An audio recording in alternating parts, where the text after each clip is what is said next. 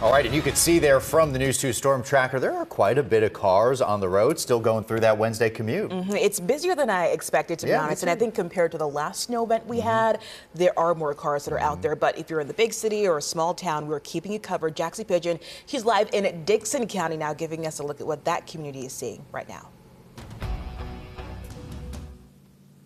Yes, Nicole and Mark, I'm at City Hall on Walnut Street right now, and it is 18 degrees, but it feels like 7, and those winds are really strong. I'm going to just have Nolan pan up to the flag just so how you can see they've been blasting 10 to 15 miles per hour right now, so it's a little bit colder than it seems. So definitely stay inside if you don't have to come out here. Now, the ice is forming now. Snow's a lot harder, so I'm going to have him pan down so you can see.